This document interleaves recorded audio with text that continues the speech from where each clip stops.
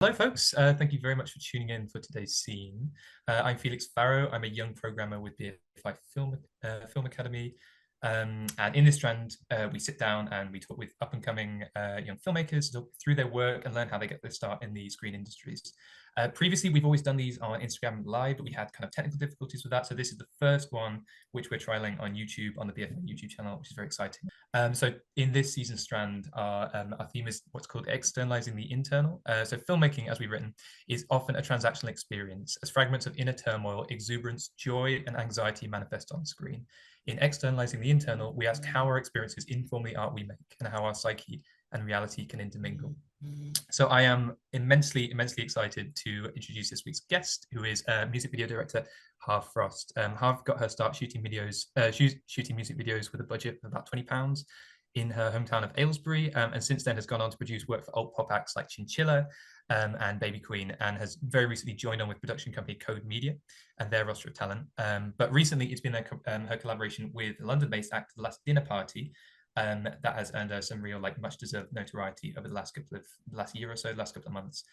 And one of her most recent outings with the band, and our focus for today's scene is the music video Caesar on a TV screen, and it's a campy retelling of the Shakespearean classic rendered in gorgeous 16mm, reflecting what we can only assume are the band's true feelings about their lead singer. Frontman Abigail Morris takes up the doomed titular role in a murderous homage to the films of Fellini and peplum classics like Ben-Hur. Replete with Romans in drag, it is just the right mix of mid-century melodrama and middle school musical. I am, like I said, just incredibly excited to welcome Harv Frost to this today's scene. Hello, Harv. Hello. Hello. Okay, I'm just gonna power through and just ask you, can you tell us a bit about yourself, and can you tell us a little bit about Caesar on TV screen? Yes, I can tell you a bit about myself. Yes, I'm Harv. Been sort of now considered as a new director, but it feels like I've been doing this for quite a long time because I've been doing this since I was 16. When you say making music videos for 20 quid when I started, that's probably actually generous now I think about it. When I look back at probably the first couple of videos, I don't think we had any money. So yeah, I've been doing that. Been lucky enough to be collaborating with The Last Dinner Party for the past year. It's been pretty encompassing, and yeah, very happy to be here. Caesar on a TV screen was the first solo video I did at Code. The first video I did for Last Dinner Party was My Lady of Mercy, which was actually a co-direct with another director on the roster. So Caesar on a TV screen was the first solo Last Dinner Party video that I did, and it's funny when you say oh, it possibly reflects the band's real feelings. That comes from a very nice promo news article that I found very funny because yeah, I don't think the band really do. I don't think they really want to usurp and stab their lead singer. I think they're quite happy with how, how brilliant she is. So yeah, but thank you for having me. You're very welcome. Let's just get right into the meal, meat and potatoes of the questions then, I guess. So anyone who's seen a lot of your music videos in the past, I think if they're watching them in comparison with Caesar on a TV screen, it feels like, although it's different music, it's different styles, there is an encompassing style, a vibe that is consistent throughout. It's very camp, it's kind of theatrical, it's lots of dramatic lighting and slightly kind of odd costumes, open flames and things like that. Where do you think these influences stem from? What sources do you think they were attributed to? I think in its DNA, it's often come from more of I kind of always work backwards from I'm very much a performance-led director and attracted to sort of performances more than I sort of work from shot type or color palette or even format. So really it came from this idea of making a really naff, almost school play version of Julius Caesar. It came from there, and then it sort of was well, I can't do a sort of school panto for it can't just be that for the last day. I was it needs to have some sort of fashion chops and some substance. And then it's sort of we were looking at Monty Python movies for their sort of comedic sensibility and sort of tongue-in-cheek nature.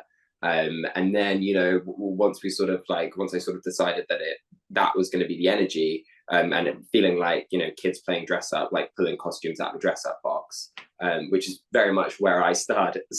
And, you know, then it was a case of then looking at how do we, you know, what kind of paint do we put on this, and, you know, like the works of like Fellini, and then obviously the, you know, Marlon Brando, you know, Julius Caesar movie, and, you know, even I was even inspired by, like, I went to a very like small suburban production of Julius Caesar in like a town hall. So like very much wanted to have this very playful, you know, not so self-serious energy, but give it, you know, as me and my DP joked, shoot it like a Gucci ad is what we decided. So yeah, I think and I think we did that. I like to anyway. Yeah. I mean, in that sense, it feels like you working with, as anyone who's listened to their music or has seen just their vibe and their photography in photo shoots and so on, it feels like you working with Last Dinner Party just seems like quite a natural fit. Do you find perhaps either when you're looking to work with new artists, when you've been approached with a gig or something like that, do you immediately have a very clear idea of the sort of work you'd like to produce, that a very singular minded thing? Or do you find it's like a big process of collaboration, working with artists, working with whoever you might be doing music videos for, where you're both settling on a sort of some sort of, or do you tend to have just a very clear idea in your mind immediately of what you'd like? I think choice is a luxury that I think like young people in this industry can't really afford. I think when you're starting out, you're sort of having to take every single opportunity you can get. It's not really about how the track sounds, or, you know, who the band is. Like, you know, yes, you have autonomy, but really, like, you know, I just sort of described like my early sort of like years of, you know, of making music videos as like fighting for a knife in the mud, because there's like an element of desperation, and when you're trying to sort of like, you know, make your you know, ends meet on music videos, which is an impossible task. You do have to sort of kind of like, you know, take a track, and then, you know, if you're lucky, you apply some of yourself and your own vision, and but really that's not really what you're thinking of. But the interesting part is, like, you know, it always permeates, which is funny. And like when people look at, you know, my work and say like, oh, I really feel like there's a through line. Oh, I feel like there's so much of your DNA in this. Like, I personally haven't really been able to do that until sort of recently. And, you know, in my early years, that there was very much that, but now I look back at it and look back at my work, and I do see a lot of like the personality there. But it wasn't until the collaboration came with the Last Dinner Party, you know, in the past couple of years, I've been able to, you know, have a bit more, you know, choice and a bit more sort of like weight in the room when it comes to ideas and pitches. And that comes from a place of confidence of knowing more who I am. You know what I mean? There was a long time where it was like, oh, I'd do any song, any artist, because I was like very wanting to figure out what I looked like, you know. And with the Last Dinner Party, it's sort of like, I sort of, you know, consider that relationship as, you know, the project that gave me that voice, and sort of I found who I was through them. And I think that comes from a place of like, you know, I love the music, like it's the music that I actually listen to when I walk away and I'm not at work, like, you know. And it's an aesthetic, and it's in a world that I find so endearing. And it was, yeah, so really it's just a dream project, because for example with Caesar, was a single bid, so it means that like I wasn't pitching against anyone. So it comes from a place of like, you know, confidence, and you know you've got a relationship with the band already, so you're able to like, you know, push things and take risks and try something a bit different. And I think if it wasn't, you know, would I have pitched a big camp, you know, shot on 16 Julius Caesar, like very two-dimensional music video, like if it was just a pitch against other people? I don't know. Like maybe I wouldn't have. But I think it can, you know, it being a single bid, in, you know, having that trust there and knowing what they like, and, you know, being able to be in their head a little bit, meant that I could try something. I could try something fun and interesting there, I think. That Season 1 TV Tune is your second music video you've done for that. You've done another one literally like this week, as we're talking, it'll be last week as people see this, I suppose, which is like a very nice moment of cross collaboration. I didn't expect this to line up quite so perfectly. But like, where exactly did this like creative partnership begin? Where did you first, build this trust, as you mentioned? Where did you begin with them as a band? I think it started, as all things do, in a smoking area in Brighton town. It very much came from a place of a friend of mine was like, oh, we should go see, we've got this mutual friend who's playing bass in this new band, and they were like, oh, we should go see George, she's playing bass at the Prince Albert. So we went, saw the show. I remember being in the crowd and being like, it was like a Wednesday night or something, and it was like, it really wasn't a big audience. And I literally remember being in the crowd and being completely and utterly like, transfixed in what I was seeing. Like, and the set list they were doing then is, what was this album, which is crazy. It's like all of the songs were there. And I remember being in the crowd and like them walking out, and I couldn't stop singing Feminine Urge, funnily enough, which is the one that came out. It like just got its claws into me. And then, after their show, I was talking to them, and it was as simple as being like, oh, I actually do music. And they were on their way to go do the music video for Nothing Matters, like the next day. And they would sort of tell me about that process, and we sort of like joked, being like, oh, maybe we'll work together sometime. And I sort of didn't think it'd ever come to fruition. And then, flash forward, I was actually away on a project, and I was on the plane, and Nothing Matters had just come out. And I literally started listening to it on repeat, and I was like completely like, oh, this is that band I saw in Brighton like less than a year ago. And I was like, no way, like I was not expecting. And then I saw the music video, and I was like, oh my god, I was like, these guys are gonna do it. Like this is the train that's leaving the station. This is gonna be me. Yeah. I was like, and I knew that in the crowd, but then when I saw this, I was like, oh, it's a real deal. Like, big. And then it was, I had a, my rep at the time still is Claire Stubbs at Mouthpiece. And I literally texted her, and I was like, sent her the Nothing Matters track. And I was like, this is insane. I need to do the next video or I'm going to explode. And then that, funny enough, they were like, oh, we actually just had a pitch come in. And I was actually working a full-time job at the time in-house at this company. And so I didn't have the time. I technically wasn't allowed to do this. I had a full-time job. Like I couldn't then just start doing an action, like a music video that would require like a lot of time. So I met up with my friend Dora Pafidis, who's a director at Code. And we, I knew that she'd want to do it as well. So we were both talking about it, and I was like, well, are you going to pitch on this? And she was like, hell yeah. And I was like, I'm going to pitch on this. And we decided that we were stronger together, really. We knew that a lot of people were going to go for it. So, we had never worked with each other before, but we were like, let's do it. And, Dora is an excellent treatment writer, amongst other things, but their formatting and treatment writing skills, I remember just sitting down and being like, oh, you mean business, like this is really and then it was one rainy weekend in my flat, we wrote the treatment for it. And I think because I had a full-time job at the time, I sort of like, I didn't think I was going to get it. I remember being in that flat thinking, I'm writing this for fun. Like I was enjoying hanging out with my friend, and it was really fun to be creative again and really be creative. And, that's where the idea for Abby in My Lady of Mercy, Abby, the lead singer, floating up into the air and having an orgasm as she rises up into the air, right?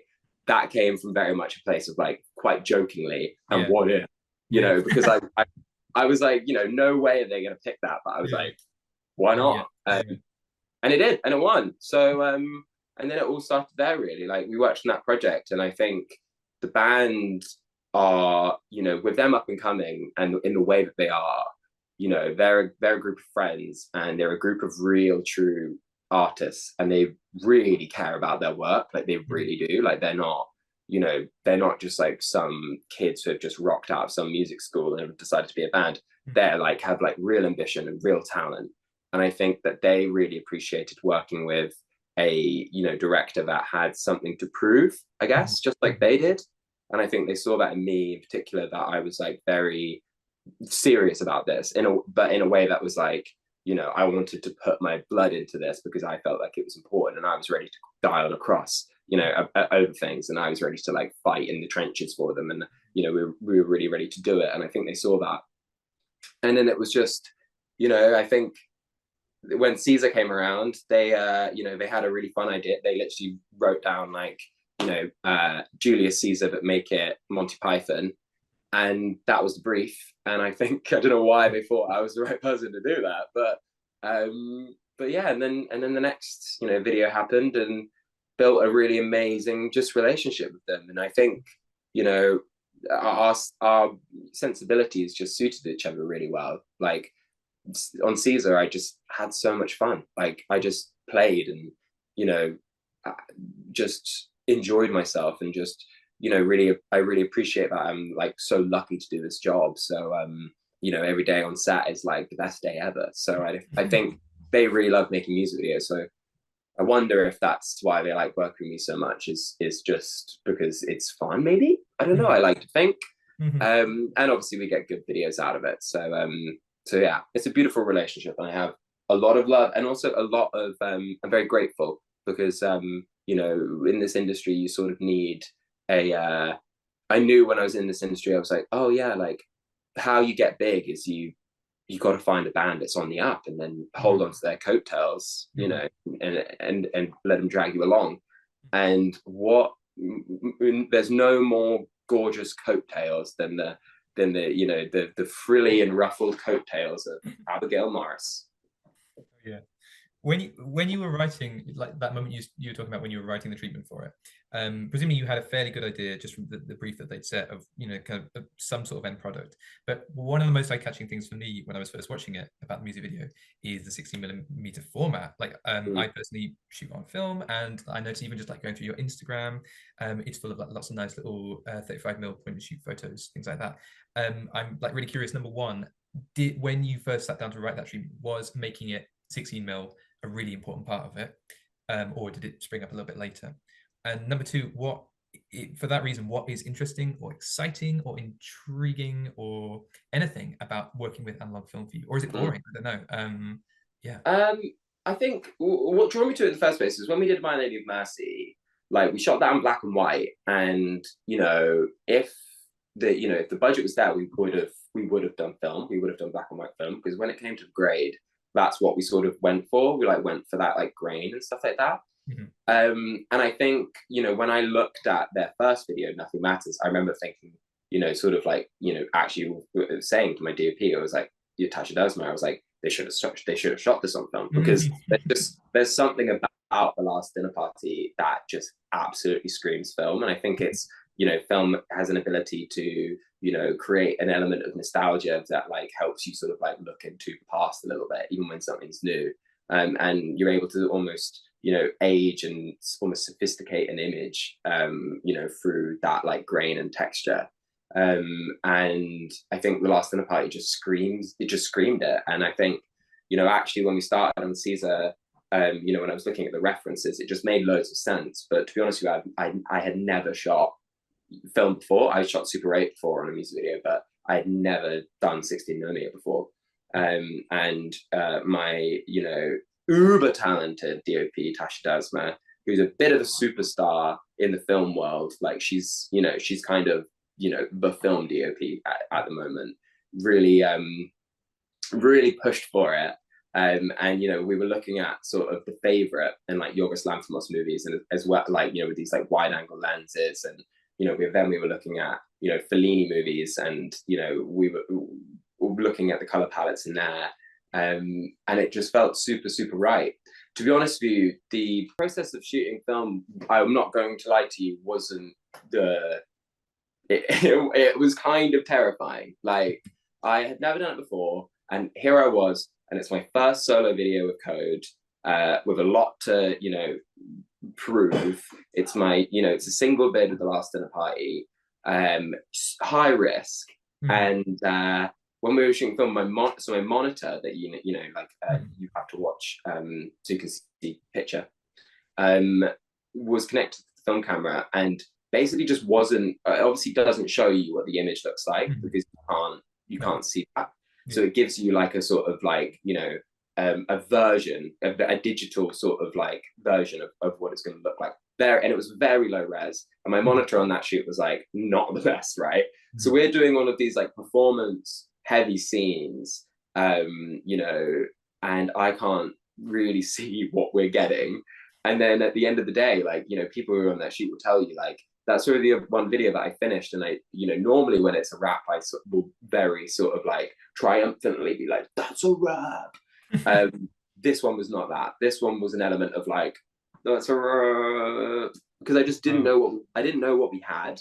Like, I couldn't really see, like, I didn't know what it looked like. And I remember, you know, Tasha being like, trust me, it looks great. Don't worry, like, don't take what you're seeing through the monitor as law. It looks amazing. Don't worry about it. And it wasn't until I received the rushes on the day of our code Christmas party on my way there, I watched the rushes on the train and literally walked us to Christmas party like because I hadn't seen them yet. And yeah, so it was risky. What was the second part of the question? I think it was waffle. What, I mean, you kind of already answered it, but like, what excites you or intrigues you about working with film? I know you've already said it's quite nothing. Yeah. Well, I suppose what excites me now about it, because projects we've just done with the last dinner party are all on film again. What excites me about it and why I shoot a point and shoot film is because I'm, you know, I went into the film industry with sort of like being like, oh, I need to learn how to use a DSLR and like, you know, oh, I need to learn how to use a cine camera and I need to know what, you know, ISOs are and blah, blah, blah, like all these digits. I've dyscalculia. So like digits and numbers are like not my strong suit at all. And a lot of like, you know, photography and videography is based around like numbers and measurements and digits. So it was always something that I found really difficult. So when I like, you know, got my first point and shoot camera, I was like, really? What? I just point it, take flash, and it comes out looking really nice. So it saves you a little bit. Like it kind of can hide your blemishes a little bit. And when shooting, you know, at 16, what I've found through working with Tasha, who's very experienced, is that, you know, you can get away with a lot more in terms of like, you know, lighting and, you know, like film does a really good job at like hiding things for you. And especially on the projects we've just done with the last dinner party, we lit everything from outside the building. So everything shot 360, which is now something that producers beware, I definitely want to do more of. And, you know, and we were able to do that and able to look at like light it gorgeously with like not super expensive lights because film was so forgiving. So yeah, it definitely makes you look good, I think. Oh yeah. I mean, I think we're in sort of shared company in the sense that I feel like a lot of our people, you know, you're 25, I'm 24. I feel a lot of people our age, early to mid 20s, have very recently, particularly in Brighton, feel as if they've begun to get really massively back into analog filmmaking again. It was something that went out of fashion for a long time and now has made a bit of a comeback in spite of how expensive it is and how it can be immensely nerve-wracking, like you said. Do you think this is like a little bit of a kind of a bit of a passing fad? Like that's something that's not really going to stick around? Or do you think it'll be occupied like more the space of like vinyl records where this is, it's a bit of a niche, but it's still something that's clearly is going to persist for a long while? Do you think there is longevity in it? I think it's a privilege to get to shoot film and work with film, and I think it's a real, you know, it's a you know, it's a passion thing, and it's a, you know, people who, you know, take photos and photography and like are interested in that are hobbyists, you know, and I think it's like it's another element of the hobby, and there's like, you know, that love and sort of you know, tender love and care that you have to apply when shooting film, I think is quite a therapeutic, and it's a nice craft that people really love. I think, like, you know, as you say, it is really expensive, so like it is a privilege to be able to do it, and not everyone can. But I think it's a great thing to experiment with. I don't think I'm not in the party that thinks that everything needs to shoot on film. Like the next project I do, like, you know, depending on what it is, I, you know, don't necessarily think I'd shoot film because, you know, I think it is a look, you know, like when you've when you've put, you know, film video and you've converted that and you've graded it and you put it on Instagram, and that, you know, lines up next to, you know, someone who shot something on an ARRI with, like, you know, gorgeous expensive lights in a studio. You know, the ARRI one looks clean and looks professional and looks really crisp and looks really like, you know, just like high production value. And film is more of a vintage, you know, acquired taste that sort of, it should only be used when it's like, I think, like, part of the fabric of what the story is, if you know what I mean. Like, you shouldn't just shoot film just because it looks good, because, you know, you're kind of shooting yourself in the foot. You should only shoot something film if it should be on film, deserves to be, you know what I mean. And that's going to aid to, you know, and with The Last Dinner Party, like, often we're making things that feel very like referential, and, you know, the references are coming from things that were shot on film. So that just makes perfect sense, doesn't it? Like, I'm not going to be able to like make something that looks like Fellini-esque on, you know, like a Black Magic, you know what I mean? Like, there's going to take more work to do it there than if I was to just shoot some gorgeous 16 from the good people at Kodak. You mentioned you talked a little bit about working with Code Media, which is your production company. You've already made 2 music videos with them. I'm curious, just for a lot of people, you know, particularly younger filmmakers. 3 actually. Well, 3? now, oh my god, of course. Now it's more than that, but yeah. Just for like folks who perhaps, you know, getting into the industry and have not really much experience with working with production companies, I'm curious as to how you feel like your work has changed a little bit since working with a production company. Do you feel it has changed at all? Do you find it's changed your what you do, how you do it, so on? Do you think it's like a natural fit, or have you sort of adapted in certain ways? Well, I was actually, before I was with Code, I actually, you know, I was in-house at a company for a year, but then before that, when I was 20 or so, I was a junior at a different production company, which is sort of a sort of legacy company. It's like a lot older company, that with some very prestigious sort of directors at the helm of it. And when I was there, it was very much just this, you know, this small fish in this massive pond that just didn't really feel right.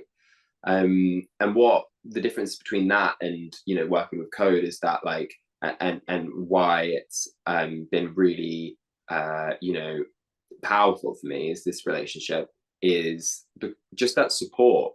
This can be quite a lonely gig, I think, and you know, if you're being a freelance director, when you're signed to a company, you're still freelance, you know. You're doing the same thing you were doing before you were signed to a company, but the difference is now you've got a village, you know what I mean. Now you've got a team and a family and peers, and, you know, you've got people to, you know, riff off, and you've got people to, like, you know, help you, you know, if treatment sometimes, like, Code will help me, you know, like, get images for treatments, or they'll give me really helpful feedback. Like, we'll go through weeks of, you know, maybe not weeks, but we'll go for you know, like a lot of time feedbacking on a treatment before that even goes to the client. And, you know, and then there's the part of, like, I think all of that and that support network ultimately culminates in, like, a more you know, confident and supported like director. I feel like I'm able to sort of, like Caesar, I was able to really take risks and do something different because, you know, I had people around me that were going to make sure that I didn't fall, you know what I mean? And that definitely pushes me to try and, you know, try new things, because I know that I've got people behind me that are gonna push me and nudge me in the right direction if things go south, you know. So yeah, I think it's about support, and there's also an element of, like, especially with Code, it's a new company but only like 10 years old, and what's been really amazing and why I wanted to join with them is because in one of our, like, first meetings, I realized that, like, they're only 10 years old and there's companies a lot older, so they've got something to prove, and you know, so do I. And that was, like, one of the main things. I was like, right, this is the right fit, because you know, we're gonna get in this together, and, you know, we're gonna crush some skills. And listen to that. I mean, you say you've been making music videos since, like, you know, your mid-teens, since you were 15 or so. Yeah. It feels most of the people we speak to as Film Academy end up, you know, they work nearly exclusively in fiction, in short narrative films. Has like music videos, has that always been like a really natural fit for you? Has that been like your calling? What drew you to that initially, like when you were 50, and what has kept you in that medium ever since? Well, all my friends were in bands when I was, growing up, Mhm. and I wanted to hang out with them. Really, there's one part of that. But then there's also, it's like I've always, been very into my like, music, and spent a lot of my like, childhood watching like music video channels, and was very influenced by the things that I was seeing. But really, I didn't know who I was in terms of like as a filmmaker, and I probably wouldn't have called myself a filmmaker or an artist up until a couple of years ago. Mhm. And I think that's because like I really just saw music videos as an opportunity to cut my teeth and an opportunity to try lots of different things. Mhm. And with the joy of music videos is that they live and die in a day, which is can also be part of the sort of the hindrance of them. But Mhm. that means that you've essentially got an opportunity, especially when you're working with like friends, bands, and stuff like that. Like you've got an opportunity to just like try something and make a mistake, and then you can look back at that and be like, right, that's not my vibe. But the Mhm. next one's my vibe. And now for me with music videos is like why why we even see a lot of directors from the sort of commercial world want to bridge back into music videos is Mhm. because they offer creative freedom, and there's opportunities for satisfaction in there, and there's opportunities to maybe not tell us, sometimes you don't always have to tell a story, sometimes you can just like make a make a point, make a Mhm. feeling, Mhm. and I think that's really attractive.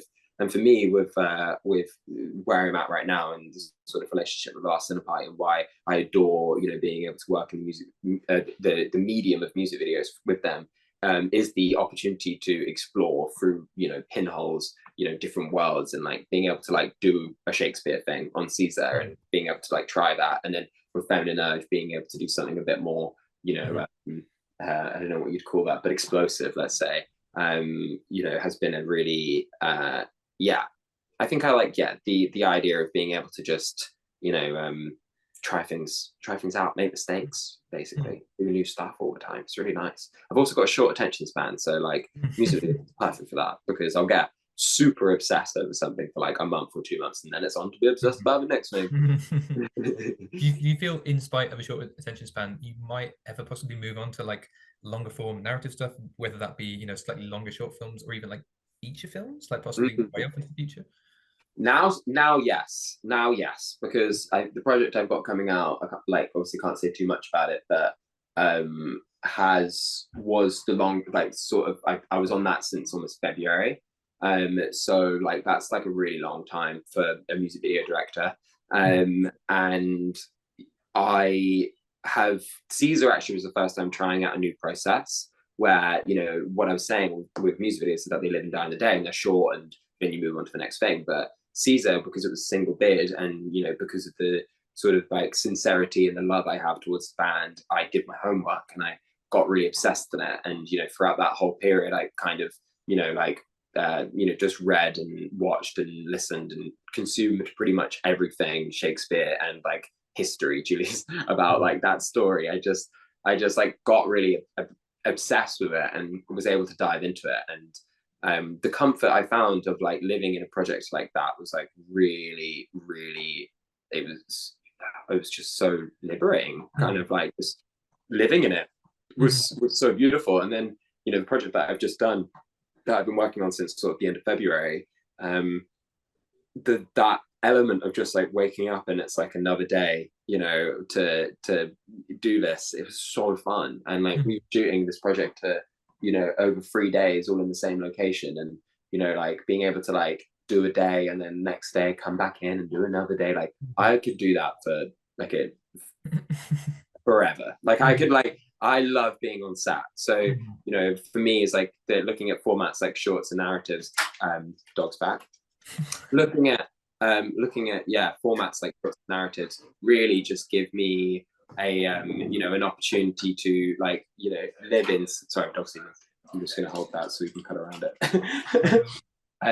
Yeah, the format of like shorts and eventually features, I'm really attracted to that about the idea of being able to like live in something for longer, and you know, being able to be more time on set and more time doing what I love, and being able to tell like, you know, larger stories. Yeah, I love that. This is kind of like a really lame, obvious, boring question, but I feel like it needs to be asked, like, to people that listen to you talk about this now and are thinking, oh my God, I want to be like, I want to be on set. I want to have that same like passion and drive for being in a place and doing that kind of work that you do. What do you say to other young people, you know, whether they be, you know, your age now or maybe a bit younger, a bit older?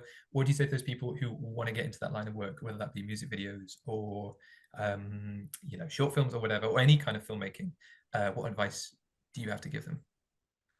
I think the advice I give is just to sort of kind of like, as I sort of put it sometimes, it's just like bang on the door until they let you in, basically, is just, you know, be loud and be brazen, and just like, you know, like there's no, I think that this industry can be more accessible than people like to make out. And I think there's like an element of gatekeeping that comes into this industry with, you know, like some people think that you might need to go to a prestigious film school, or you might need to have seen every single, you know, like Martin Scorsese movie, or like you need to have shot film, or like all of these things, you know, or you need to have a deep understanding of the French New Wave. Like there's like so many things that like I think, you know, can make people feel, you know, outside of this industry. And I think really, you know, as long as you're sort of like brazen enough to literally just bang on that door and just like with every beat of it, like try something new, eventually they're going to open the door because they're going to have to. Like that's how I see it. And I think that's how I've got here, is that I've, you know, just been around long enough, and I've like, you know, just pushed myself into it and sort of, you know, nudged my way in between people.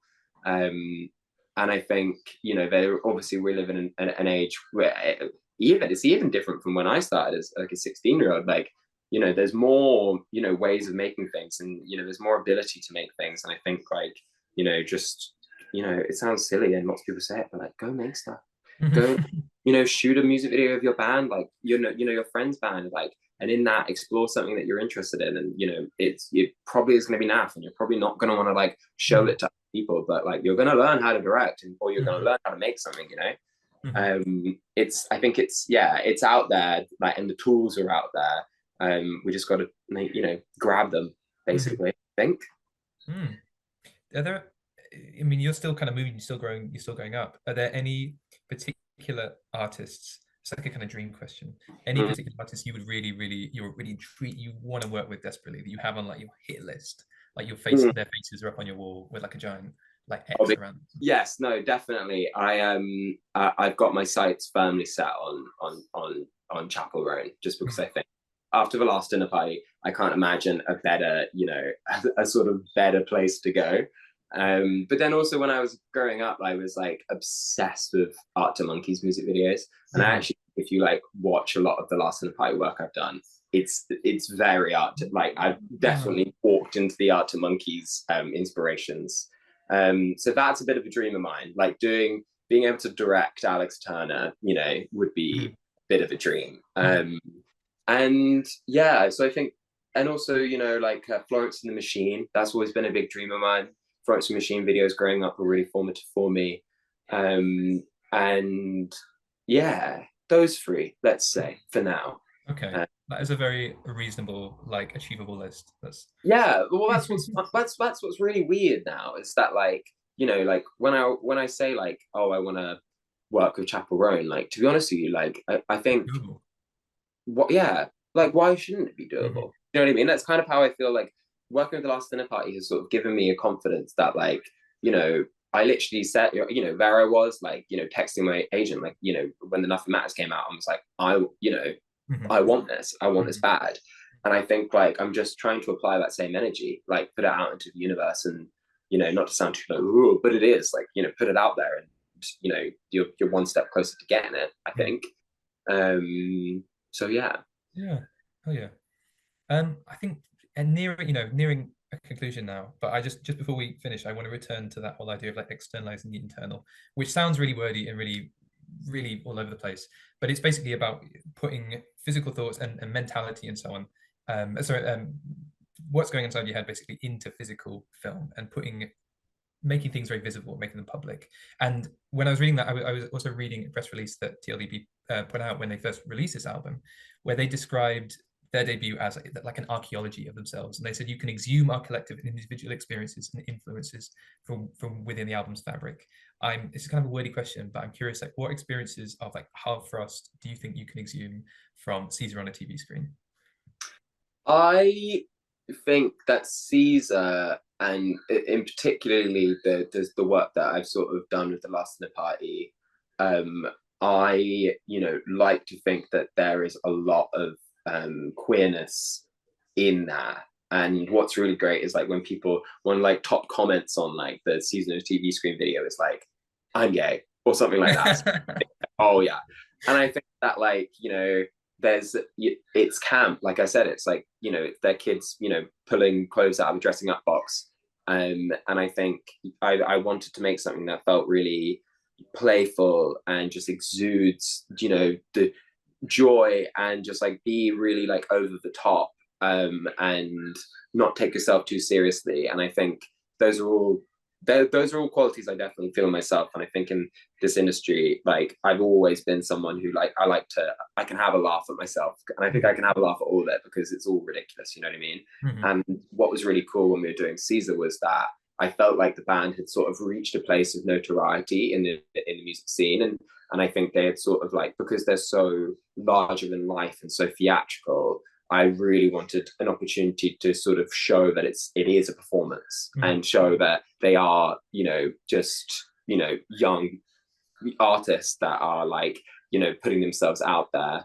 And that's the same way I feel about myself. I think, we shouldn't take ourselves too seriously. And ultimately, like, we should, walk onto set every day with a smile on our face because we're very lucky to be here. And I think if like people can take away from Caesar anything, is like, that campness and that playfulness, and sort of like Abby's performances as Julius Caesar, like they fully like became something else, and they really bodied that. And I think like hopefully there's people out there watching that are really inspired by that campness and that expression, but also inspired by that theatricality, and want to experience it themselves, I suppose. I think Caesar is very much me. I think I'm all in that video, to be honest with you. I think that's probably the piece of art I've made that I think represents me the best, I like to think. Nice. I think probably time for one last question. I'm just curious, what is next for you now in the next couple of months, or the next couple of years? What's coming up? Well, I've got some more videos coming out, so keep your eyes peeled for those. And for me, it's about, I think that the project, The Last Dinner Party, that we've just done, has kind of been the lightning in a bottle. It's sort of been something that has, doesn't come along a lot, like it's been, the kind of the music video director's dream. Like it's just a dream, right? So for me, it's about sort of like, chartering a new course and, exploring some new frontiers I'm excited about, and, I'm signed with Code, and they have signed me also for like advertising and commercials. So it's a new world that like I don't really understand, but it's something I'm in the process of like trying to break into, and basically learn a new format, and learn a new medium. And I'm really excited about that because I really love this job and I really love directing, and I'm really excited to like learn a new way of doing that. And I think in the future, like me and the thing I'm really excited about is not to sort of like jinx it or like put something out there in the universe, but myself and the lead singer of Last Dinner Party, Abigail, and my amazing DOP Tash Dersma have all sort of put our heads together, and we're all very hungry now after the thing we've just done to make a proper short. So that is next. But then on a smaller scale, I want to learn how to, tell narrative, and I'd love to make a feature one day. I don't necessarily think I have the experience for it yet, so I want to like go back to. I want to shoot like a crappy B movie horror film on like a VHS camera with my friends and like have some fun and just learn how to tell longer stories. I've also like very rarely done dialogue. That's something that I really want to do. So yeah, combining all those things. There's an element of like kind of not knowing in this industry sort of what's around the corner. It's not very often that you know what is happening next month. But that's the only way I'd like to live, to be honest with you. Oh my gosh. Okay. I think that is pretty like a good place as any to call it then. Oh my gosh, that has like flown by. It's like Yes. super quick.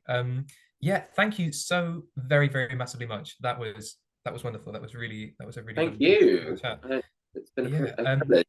Thank you to anyone who has joined us on YouTube, wherever you're watching. I don't know if it'll be on Instagram as well. I'm not sure. But wherever you're watching, thank you.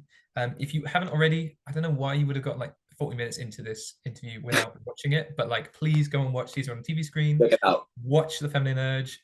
Watch Check it out. any of the other projects you can find on Harv's socials. Is there any like thing you need to plug? Any social media? Any? No, go watch Feminine Urge. That's it's pretty good. Have that feminine urge to watch Feminine Urge. You can do it. Exactly. Yeah. Yeah. Oh my gosh. So thank you very much.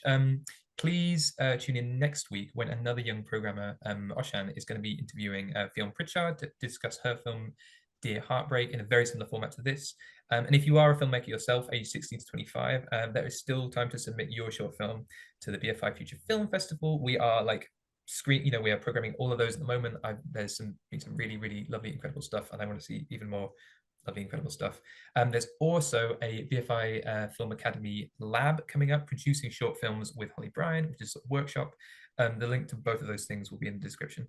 But I think that's everything. My name is Felix Farrow. Thank you very much to Harv for joining us. Thank you. You all have a really wonderful day. And yeah, thank you very much.